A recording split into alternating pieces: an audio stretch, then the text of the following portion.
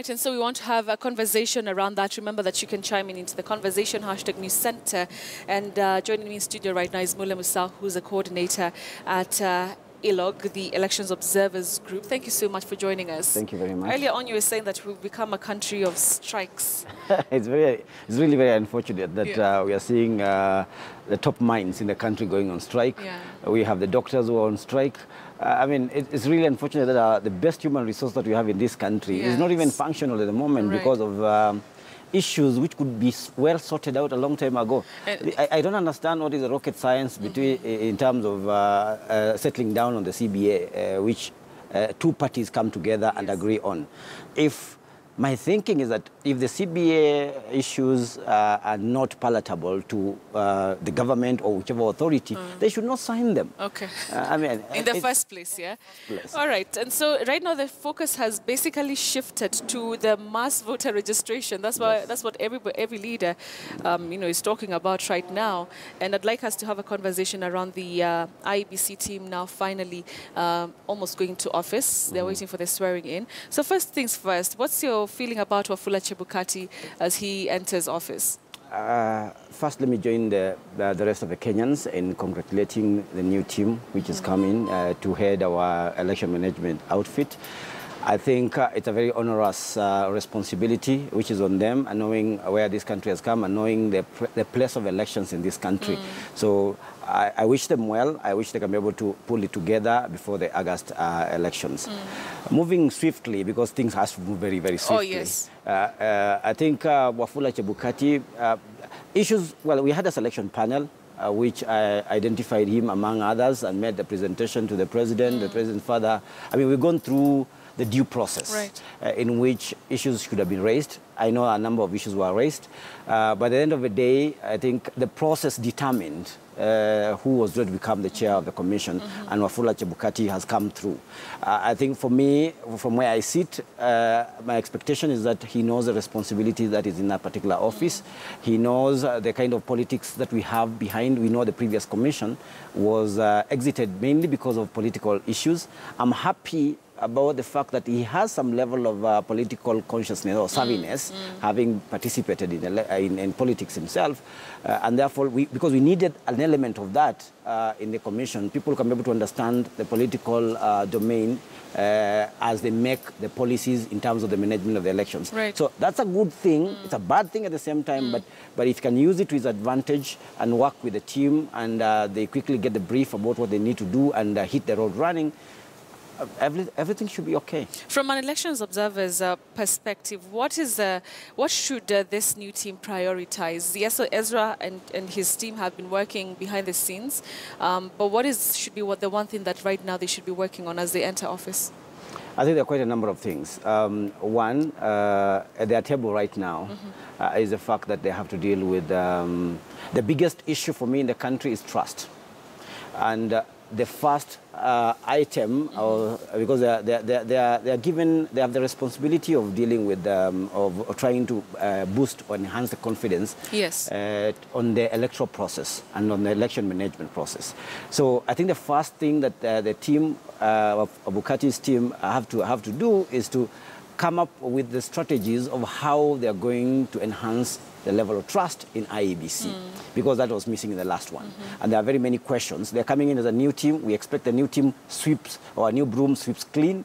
So my expectation is that they need to meet stakeholders, they'll need to engage, they need to become much more transparent in terms of their activities, so that over time, people can start, in a relationship, you build on trust by, making sure that everything is overt.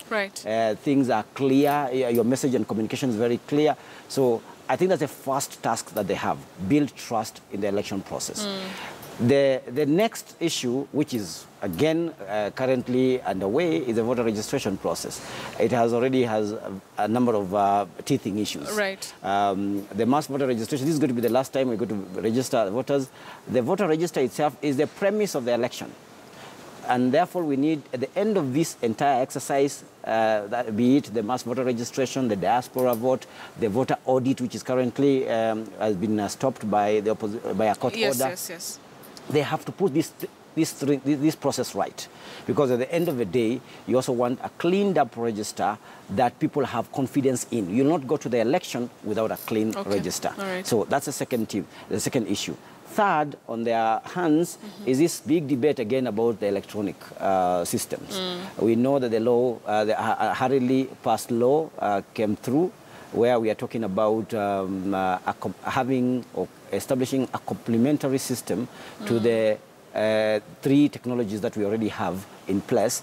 Now, nobody has gone on to define this complementary system. Yes. We have not unpacked it to the level where Kenyans are aware and conscious of exactly what this complementary system is going to be, and that's why there are people are throwing words out there saying, you know, is it a manual system that we are talking about? Is it another electronic backup system that we are talking about? So that needs to be unpacked. Again, because they're going to be charged with the responsibility of policy development and ensuring that everything, especially public engagement, is addressed. They need to unpack that. And also the procurement process, because the new law now again provides that they have a leaner time, first in terms of procurement. I think it's 120 days. Yes. So you procure that, but then remember, beyond procuring, where the devil is in terms of testing that equipment, making sure that it's going to work, training the personnel in time for the elections, and ensuring that they have enough capacity to be able to deliver during the election day. Because the report from the last election was that it was not so much of the BVR kits or the electronic technology actually failing. There was an element, a very big element of the human factor in it. And therefore, training people across this country.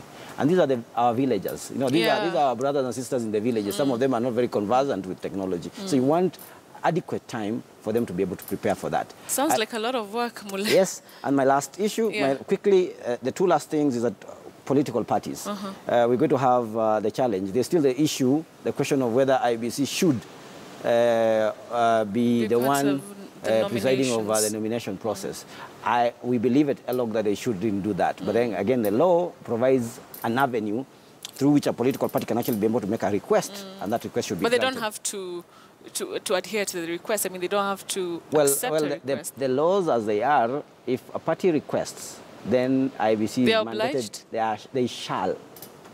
The use of the word shall in the laws, unless something has been changed, implies that when IEBC is requested by Jubilee or CORD for that matter, then they'll have to be obliged to do that. And therefore, that's one of the issues perhaps which also needs to be disentangled in terms of the laws which are there. You know, the thing is, I mean, their entry basically is completely full.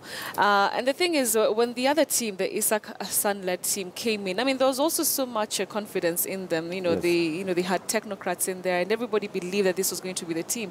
But down the line, things went south. I mean, for this team, what are some of the lessons that they can, learn from the previous team moving forward?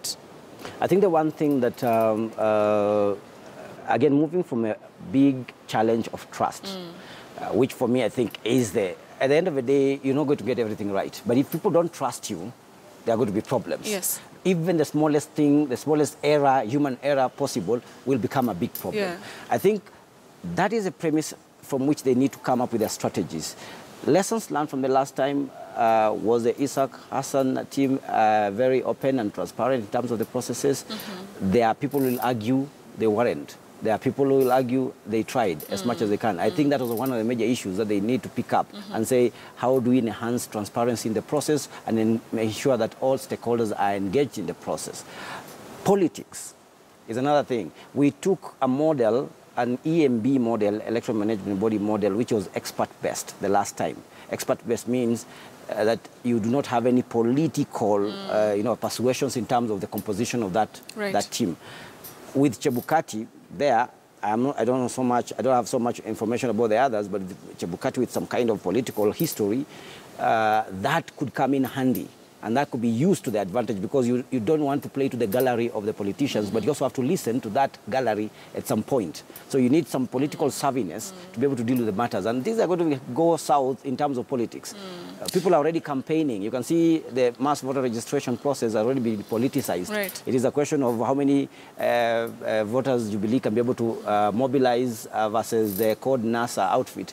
So there's already competition in it. There's a lot of coercion. There are bars which are saying they'll not be selling to patrons who do not have voter cards. I mean, things are going, there's a lot of activity happening. So I think the commission has to work now from a premise where they want to ensure there's as much confidence in the process, but also that they are aware of the kind of politics that we have in this country and ensure that their processes can be as efficient and as effective as possible. The fact that Chebukati participated in some politics a few years ago, do you think that's going down along the way it's going to come up as an issue? I said it has positive and it has negative aspects. The positive side is that our country needs a commission which has people within it who are politically savvy. But the other side is, should anything happen, and especially because you see, he's viewed as when you participate in politics, you become partisan, and you're seen from a partisan prism. So should things not work out, or should there be so much distrust in the commission, that's a subject is going to come up, especially if it is seen that he's favoring one side or the other. Right. So I think he has to be very careful how he deals, how he engages with all especially the political actors out there. He cannot be seen to be favoring anybody. Or, siding with anybody. But he must be as objective as he can and try to rise above those partisan interests. All right. Your final thoughts on the mass voter registration. As ELOG, I would imagine that you're keenly following up on the process. But over the last couple of days, there has been, kind of a low turnout. Do you think the IEBC is doing enough to get people out there to go out and vote? We've heard about the unorthodox means that are being used to get people to go out and not really vote but register. From your perspective, how has this process been so far? Well, we monitored the last mass voter registration and raised a number of issues to IEBC. One of them was that there was a need for a very robust mobilization strategy to get people out. I think they have enhanced that in this particular exercise, and that's why we are even seeing political actors also coming out and supporting the exercise. So from that point of view, I think most Kenyans, and especially this being the last opportunity for us to be able to register, I think a lot of work is being done to mobilize and sensitize the voters. All right. The teething problems that we are seeing, because a number of people are talking about them, there are places that people are saying, there's double registration, or they have seen machines are not working. There are people who are saying so people can register with IDs and passports at the same level. That can happen. But we must understand that first, any multiple registration or double registration is an offense in this country, and therefore anybody who's be caught doing it must be prosecuted, or is going to be liable for prosecution. The other teething problems are expected. Sometimes these are machines which are... The kits and everything. These are electronics. We expect over time, as even the clerks get used to the machines, some of the problems which could be human are going to be eliminated.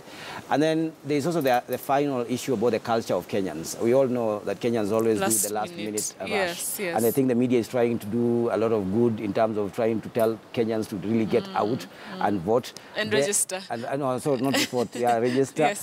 So I think that is very important, that Kenyans remember that this is something that this is the last opportunity that they have. Right now, if you walk to most of the stations or the registration centers, you'll find idle clerks because nobody is going there. I've visited a number of them. As ELOG, we'll continue mopping up issues on the ground. We are going to we have people already on the ground who are getting information for us. We'll be able to share this information as we move forward with the objective of improving the process. The idea for us is that we want as many Kenyans to be able to register, and we want the process to be as efficient as it can be. Right. Thank you so much, Mulle Musau. He is a coordinator at ELOG, the Elections Observers Group. Thank you so much for your time and your insights. All right, so now we want to take a look at what's trending. As you see, Zinzi is already excited and here in studio already. So let's do that right now.